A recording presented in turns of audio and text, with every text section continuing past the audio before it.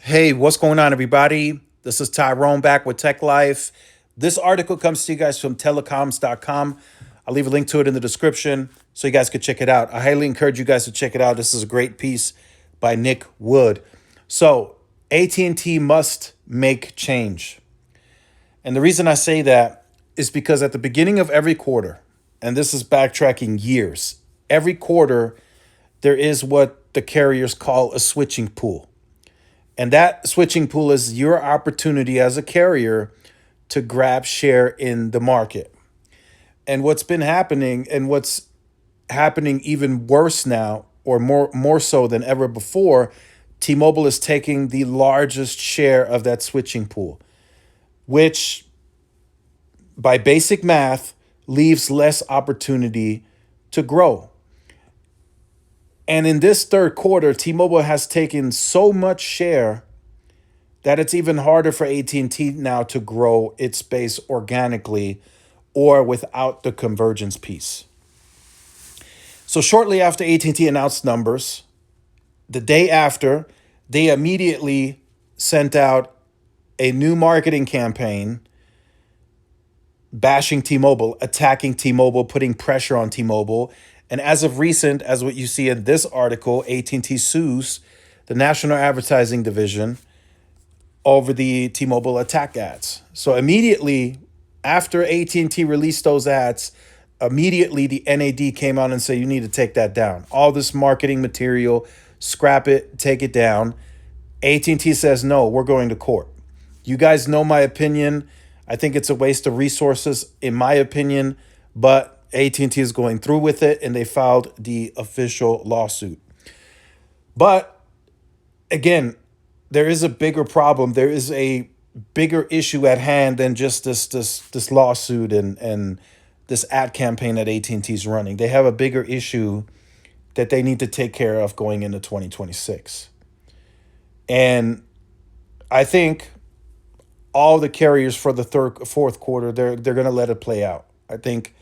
I don't think there's going to be anything massively different. I think all the carriers' promos for the fourth quarter are going to be promotionally led. Whoever's the most aggressive, whoever spends the most is going to get the most amount of share. That's how the fourth quarter's always been.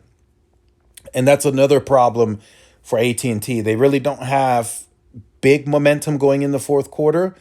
Verizon usually grows in the fourth quarter as well. So there might even be less opportunity for AT&T in this fourth quarter than in the third quarter.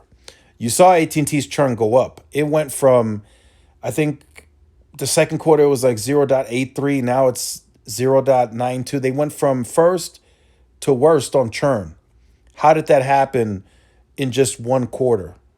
That really doesn't happen. So something happened behind the scenes that we don't know, but something happened for AT&T to all of a sudden churn the worst. And AT&T is taking notice of that too. So that's why I made this video that AT&T must change. They must do something because you can't sit still in this industry, not as competitive as it is today. Before, when AT&T was taking losses in wireless, it was because they shifted all their focus on media. For those of you who remember that time, AT&T was losing like 100,000, 200,000 customers a quarter. They didn't even care. They had no care for it whatsoever. They weren't investing into the wireless network. That was a Randall Stevenson decision at that time, and that's the past. Today, you can't sit still. T-Mobile is on the hunt, and they're hunting Verizon and AT&T customers, and cable and MVNO and prepaid and whoever else is out there. They're on the hunt. So now it's up to AT&T to make a change, not this bashing and then going into lawsuits. No, make real change. Compete with the asset base that you have now. You can compete far more aggressively than ever before. They spent $23 billion dollars on what I consider massive amounts of supplemental spectrum that they didn't have. And together with the DoD, it makes it more contiguous, which is going to allow them to be as fast or the fastest competitor in the market. I think AT&T has an opportunity to become the fastest carrier in the United States once again, just like we saw them do it during LTE. But again, they need to grow and monetize the capacity, so they need to move differently. That's what I feel is really going to put pressure on T-Mobile, even if you have to cut pricing a little bit, even if you have to become the pricing leader in the market, you got to do something. That's the only way I feel that's going to derail T-Mobile's strategy and success, is you making a permanent change for the better. This right here, this ad, as I mentioned in the video yesterday, is not going to work. It's not going to do much. So a change must come from AT&T. Let me know your thoughts in the comments. Like, share, subscribe. I'll see you in the next one. Peace.